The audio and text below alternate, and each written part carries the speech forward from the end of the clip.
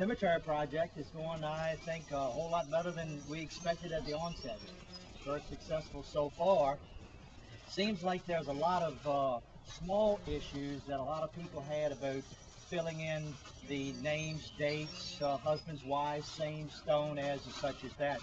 But if we can do even close to what is in the forms format, then when we take that information from the sheets to put it onto the computers and the disk and the database, then that's when we'll make everything the same platform, the same information input. So if there's something there that you would like to put on there, which I know now I'm preaching to the choir because almost everybody's done it, then by all means just do it.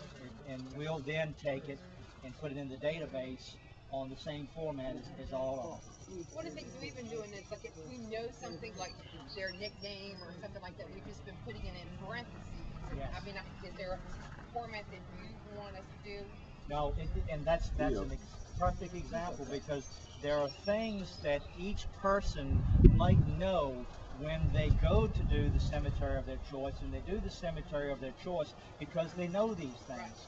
So if you're able to take and integrate those little small things, you know, if they lost their lives at sea, or if they lost their lives in the war, or if you know their nicknames, or anything like that, or even things that, you know, that might not seem necessarily important to you at the time, could be important to someone that's researching this.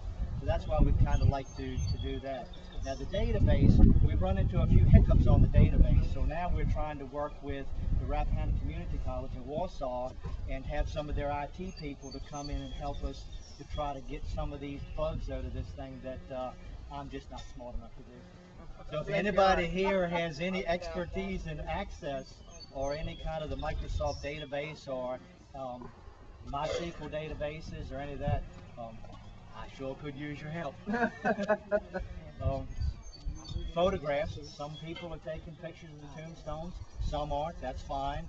I think as time goes on, and we'll be able to put that. Now the photographs of the tombstones probably won't be included in the directory, but they will be included in any kind of video media that we're able to do, a CD, or if this becomes available on the internet through the Genealogical Society website, that's when we could expand it.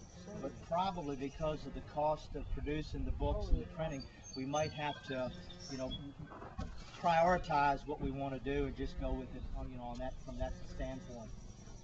Does anybody need forms? I brought extra forms in case you need some.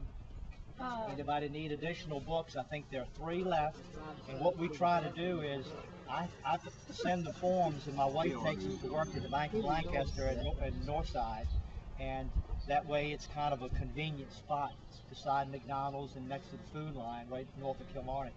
So if anybody needs to pick up forms, or that, you know, they're far enough ahead they would like one of the other small books, then I can certainly make those available.